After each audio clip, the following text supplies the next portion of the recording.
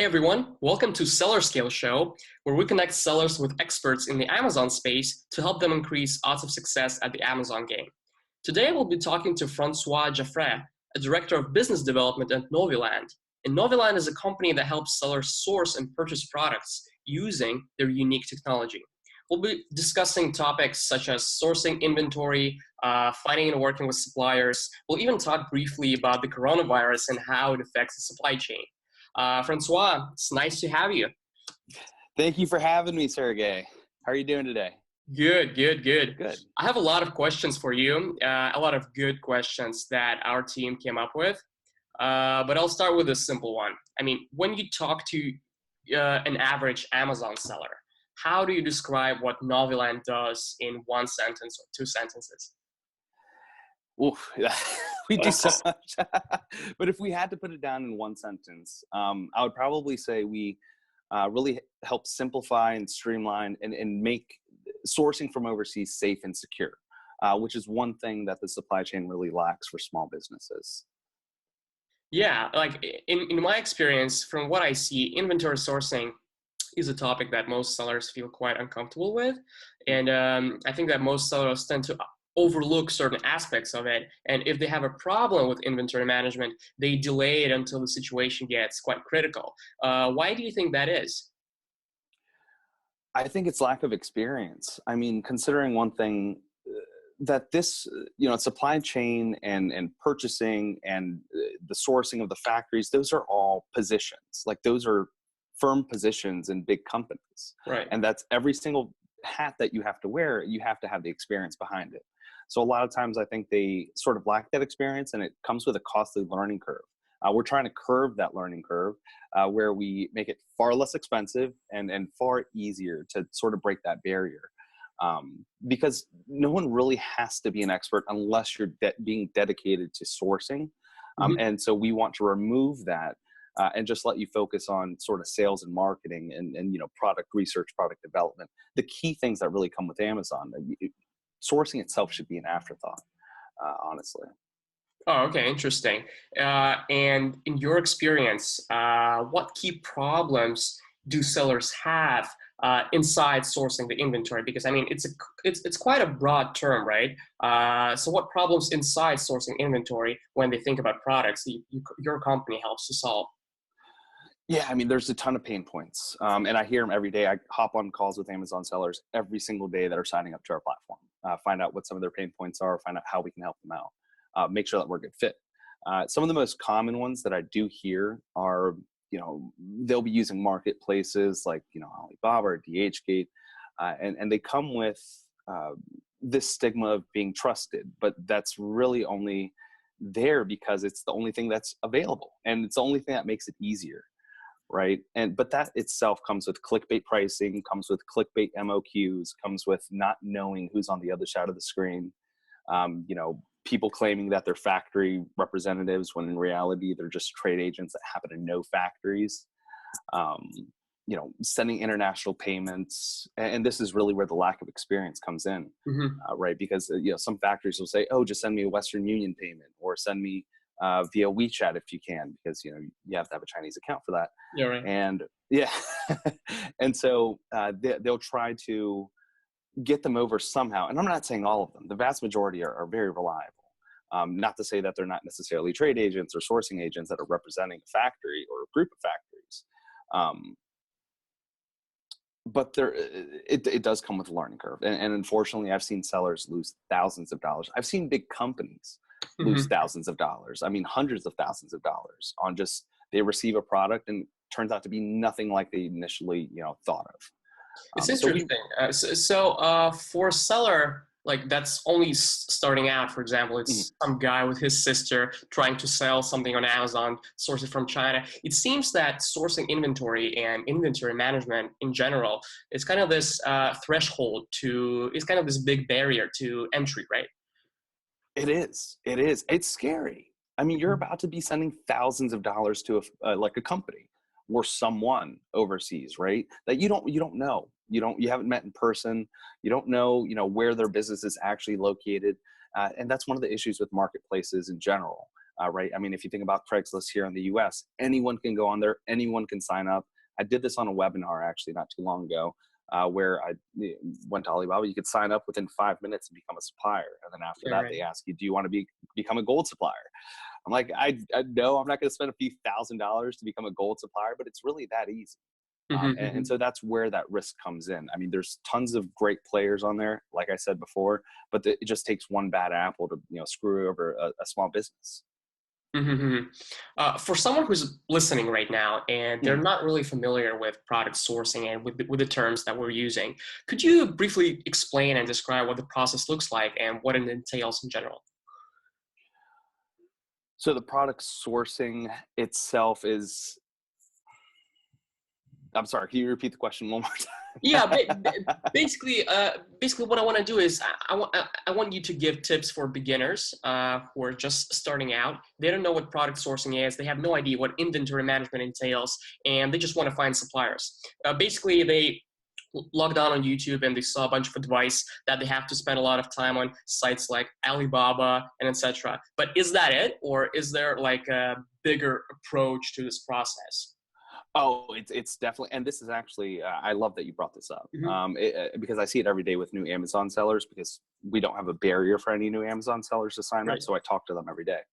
Um, Again, this circles back to the experience. It's knowing how much product research you actually need to do. So YouTube videos make it seem very easy. They Right. say, oh, go on, Alibaba, find a product, purchase it, put it on Amazon, make millions of dollars, right? That's the general path that they take. Yeah. Um, Whereas it really takes hours of research into a single product, where you have to say, oh, okay, I want this marker, but I also want the cap to be XYZ, length with height, and I need it to be non-toxic. I need it to have certain certifications. I don't want it to smell. I want it to come in a 5-pack with these other colors. You need to actually get into all of these details early on, as much as you don't like to, as much as you would hate wasting, let's say, 4 or 5 hours on a product that you might not end up sourcing. It is necessary. That's the only way that you're really going to get accurate pricing. You're going to be able to build a relationship with a supplier. Hmm. Because if you don't come to them prepared, I mean, recognize that just a decade ago, suppliers were working with medium-sized businesses that came to them with RFPs and with every technical document you could imagine, to develop a product, right? And they would work with them one-on-one.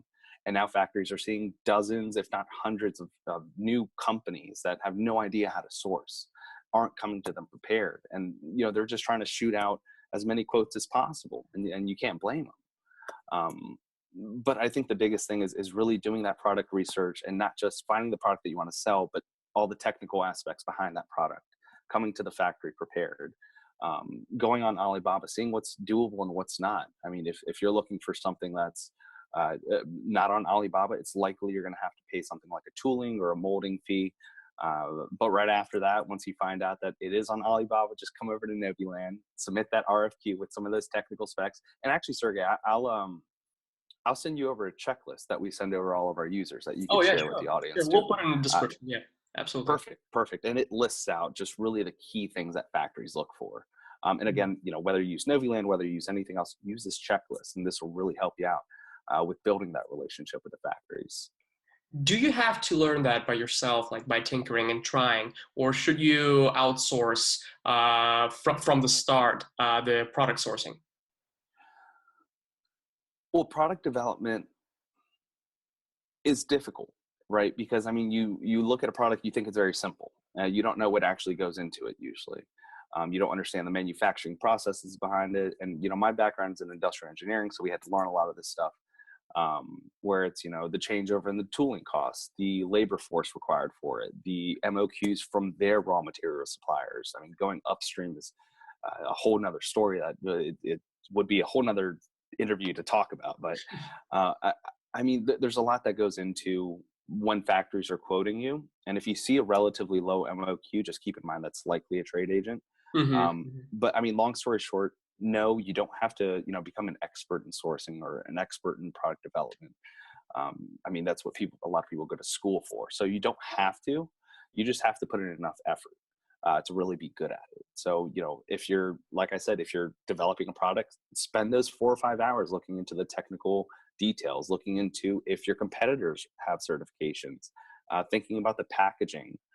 Even if you don't have a design, just, okay, I want 5 of these in a polypropylene bag with a sticker on it. That sticker is going to have a print. You're going to get accurate pricing that way. And that's really the only way you will. Yeah, and also one of the things that you mentioned earlier, I think that one of the biggest dangers with product sourcing and doing it when you don't have that experience is just being scammed, right? I mean, you get a wrong product, you get a product that didn't fit the criteria that you signed up for, and then you have a high storage fees and all that. In your experience, how often do sellers get scammed by suppliers? Is that something we should worry about? It's definitely something to keep at the top of your mind when you're using a marketplace. It's no one's safe from it. Like I said, companies that I work with that are well established, they've been sourcing from overseas for years, if not decades, they get scammed even. I mean, it's about having boots on the ground. And in that particular instance, we came out to be actually a couple $100 higher. So we lost their business, but they ended up losing a whole container load. It's over $30,000 worth of product. But that's a different story. But being scammed, yes, it should be at the top of your mind always. Now, don't go into anything or any talks asking if they're a scammer. Obviously, just do your research on them. You know, see if how long they've been on there. Ask them what sort of certifications they have. Are they willing to have you visit? Are they willing to have an auditor visit? I mean, there's tons of companies, us included, that actually go to the factories and we'll validate them for you. We'll check to make sure that they are who they say they are. So yes, if you're ready to dive deep into selling on Amazon, be ready to spend a couple hundred and definitely do your research. Yeah. What are some of the traits of a legitimate supplier? How do you know, how do you differentiate a supplier that's dangerous potentially and someone that's the real deal? Well, firstly, are they willing to meet you in person? Mm. And I wouldn't say tell every factory that you're going to meet them in person, but if you're, hoping to actually develop a relationship with them, I always suggest going to their in person, meeting the factory management, taking them out to dinner, be ready to drink, and overall just developing that relationship. Um, Now, if you want to really find other factories that can help you out and not I guess it's kind of hard to describe because there isn't a surefire way to find out if a factory is legitimate without sending you their business license and their certifications. But even certifications get passed around and shared between factories. I mean, if you have a trusted sourcing agent, that would definitely help. If you have someone that could actually visit the factory again, you can use sourcing companies. Sourcing companies, they have to build a trusted network of factories, obviously, and they have to vet those factories. That's what we do. Yeah, I'm just asking because Naviland has a huge network of suppliers, right? I think it's like 3K or 4K suppliers. Yeah, 4K almost factories. 4,000. Yeah. Yeah, a lot. And you probably have some process around verifying suppliers, right? Mhm. And I'm curious whether sellers who don't have the resources or the time or the desire to hire a company like Noviland and work with you, can they replicate the same process but on their own? If you're ready to invest the funds, then yes. But other than that, and if you're not willing to travel overseas and actually visit the factories, visit Mhm. factory management and speak to them directly, not speak to one of their sales reps, not speak to a trade agent that represents them, but speak to factory management themselves. Unless you're ready to do that, there's no way. Okay. Um, and you could hire someone to go do it, but even that gets sketchy. I mean, I have heard of instances where factory auditors know the factory owner. The factory owner, visits them at their wedding and gives them a wedding gift of a few thousand RMB. I mean, everything is possible, and that's really the biggest barrier, right? That Pacific Ocean, where we can't just go there and drive or fly there easily and just say, hey, who are you? We could do that. We have offices overseas. We have boots on the ground, both in China and Vietnam, and we're even moving into Malaysia. And we hope, and this is really our vision. In the next few years, we fully plan to go global, outside of Southeast Asia, into North America, into other parts of Europe. Interesting. So, yeah. And just to wrap up the discussion about scamming and potential dangers that you have with suppliers, how does insurance work in this space? Does Naviland provide any kind of insurance? Can a seller that's not working with Naviland be insured? Yeah, so I know if you're going through Alibaba, definitely using trade insurance. Okay. That's the number one thing. Don't send via Western Union. Don't send via WeChat. You could send via PayPal, but that's even risky itself. Always use Alibaba trade insurance and make Mhm. sure that the contracts have every single spec that you went over. Any message that isn't, if you said, "Oh, I actually want to make sure that this screws in all the way when I receive it," then make sure that that's in the contract. If it's not in the contract, they're probably not going to do it. That's one easy way to get your money back through trade assurance. I know you do have to pay, I think, 3% Mhm. for trade. It's fully worth it. Fully worth it. Now through Naviland, you're paying us as a U.S. company, and we hold the money, and we actually hold it before we release it to the factories. And then Naviland China, our office in China, signs a localized contract with that factory. That's really the only way to ensure that litigation is even a possibility, right? So if you're trying to do international litigation with a Chinese factory for a few $1,000s, it's going to be impossible unless you have, a Chinese lawyer. The contract's written in Chinese, and it'll be upheld in Chinese law, and that requires that it's also written in Chinese. So we have the localized contract with them, and then we have a localized contract with the buyers here in the U.S., and so that's really what guarantees their money. Now, of course, when they agree to our terms of use and terms of service, they could read all of this in the contract itself. Basically, guarantees that we can't scam Oh, them. interesting. Interesting. Yeah. That's cool. That's cool. It says on your website that you use AI and AI technology to source suppliers. Could you talk briefly about how AI and where does it play? What part does it play here? Yeah, definitely. I can't get too deep into it. Okay. It's very proprietary. Um, but what I can say is that it helps out with finding the right factories in our network. Mhm. Um, once we have all the information about the factories in our network, we can easily detect which ones would be best suited for a particular product. That's all I could really say. Okay. I mean, we also have an awesome team, so I mean, it has a lot to do with the teamwork and the AI on the back end really working together, and Mhm. that's the only way that the AI would work. It really can't work alone. Yeah, right. Are you familiar with Flexport? Yeah, fairly familiar. How do Flexport. you guys like? How does Naviland compare to Flexport? Are they a direct competitor or are they a different business? Where is Naviland compared to Flexport? Like, Yeah, so we're completely different verticals. So Flexport actually handles shipping and logistics, and we handle the sourcing and purchasing. mhm. We also do handle the logistics, but I don't see them as a direct competitor in any sense.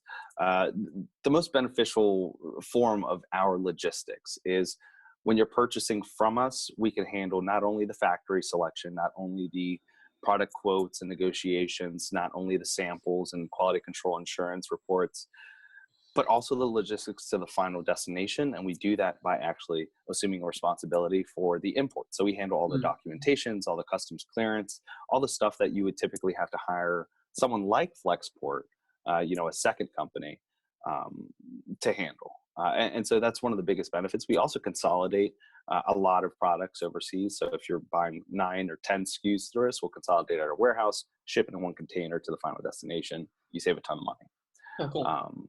But in regards to Flexport, I love the company. I love the model that they have. It's actually very similar to ours, where they do have a squad working with everyone, because everyone should have their own specialty. You shouldn't have one person controlling logistics and someone else controlling factory selection. Those are very different skill sets. So you need specialists for every part of the supply chain. But no, I wouldn't say Flexport is a direct competitor. I've spoken to a few Flexport reps here in Atlanta, and great people. Um, yeah, if you didn't want to use Naviland for logistics, I would definitely say try out Flexport.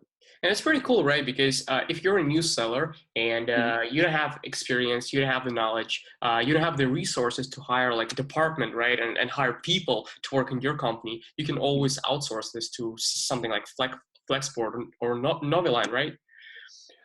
Right, right. So, I mean, when companies come to us, they'll usually come to us as like the CFO that works with the purchasing manager at a Mm-hmm. company.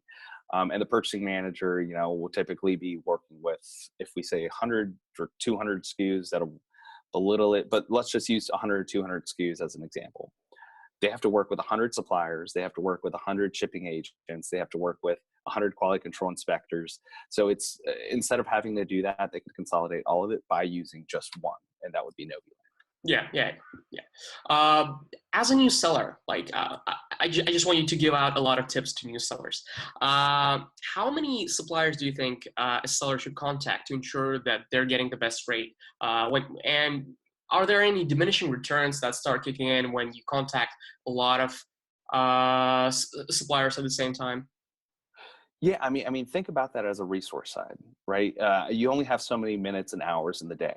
So if you're fully willing to maybe hire a virtual assistant using something like FreeUp, then you can handle, XYZ amount of factories and actually negotiate or talk with each of them to find out the best rate from them. Now, realistically, that's not the best move to do, just because when you do speak with a factory and they don't see any returns on it, you crap out on them. You can't typically use them again because they see you as sort of a waste of time.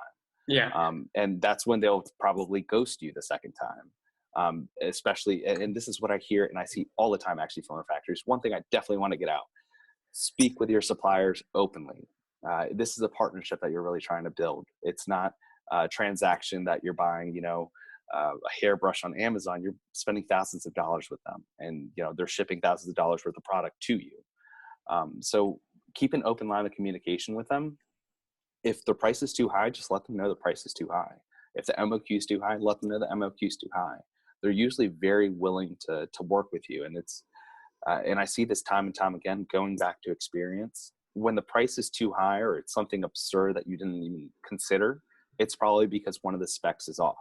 They Mm-hmm. could be using a more expensive raw material. They could be including a feature that you didn't even think about. So I'd just talk to them, and be prepared. If you're talking to 100 of them, be prepared to talk to 100 of them. Don't Okay. leave any of them hanging. I mean, they're working with hundreds of Amazon sellers. Don't be a shitty one. Yeah. Yeah.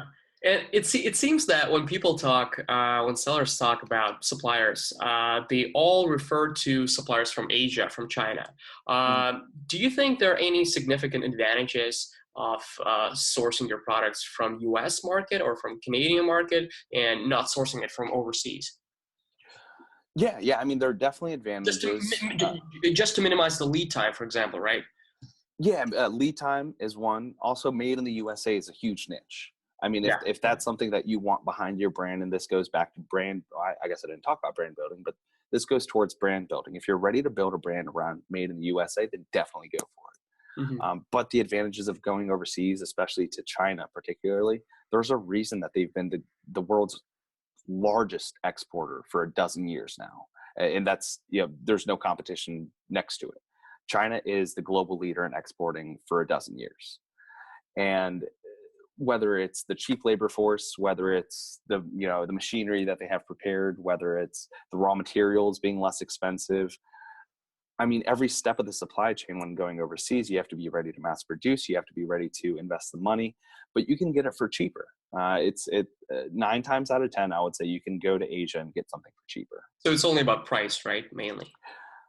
Price, and I mean, you can think about, and this is sort of where the made in China stigma is being flipped. It used to be, oh, you can only go to China to get cheap, low quality products. Right. But I mean, I work with some major importers here in the US, very high quality products, and they stand behind that it's a high quality product. The brand does.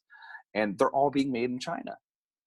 I mean, if you Google what top brands are made in China, you'll see a lot of the biggest top Yeah, brands in the almost every. US.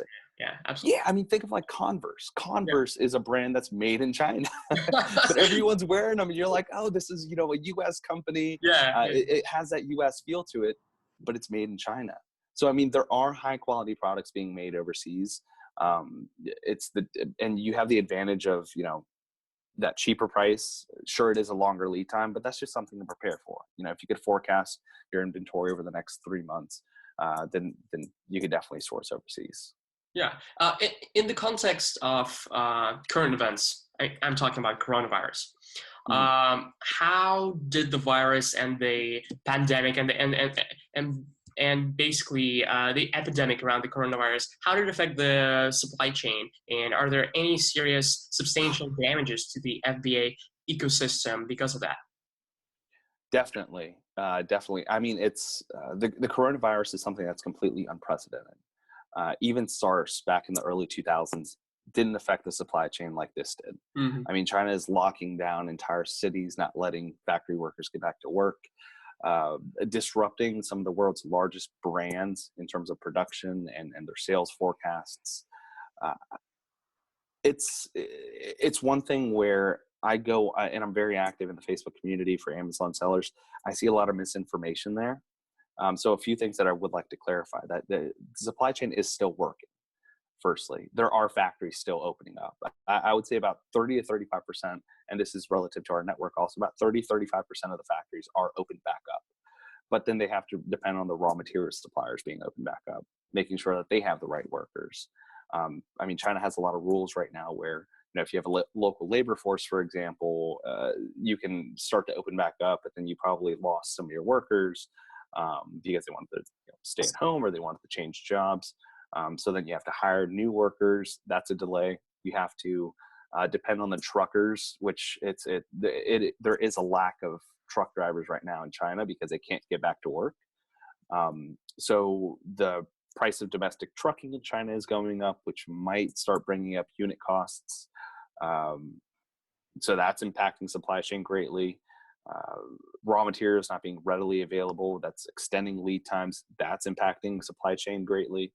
And when there's no production runs, and even factories that are back to work, they might not be at 100% capacity, even if they're being bombarded with requests, just simply because they can't get raw materials, they don't have a local labor force, things like that. But when there's no production, you're also looking at logistics. There's no reason for any logistics company or a shipping company, or they're not going to be sending empty vessels to China to pick up no containers. That would be, they're going to be losing billions of dollars. Right. And so when there's no demand for them, they're going to limit the capacity for them, which is also going to be causing more shipments to roll over. So that's going to, if you expected Amazon to receive it within 5 weeks of, the production being complete, I would add another 2 or 3 weeks just to be safe. Just because I have seen not just ours, but I've been speaking to other Amazon sellers too. I have been seeing their containers and their pallets just waiting at the ports, literally waiting to be put on a vessel and to be shipped overseas. So basically, delays and delays and delays. The only thing that's happening is the delay, right, and the increasing lead time right now. How long do you think this is going to last for? I couldn't tell you, and if anyone said that they could tell you, I would call them a damn liar. Okay. No one can tell you exactly how long this is going to last.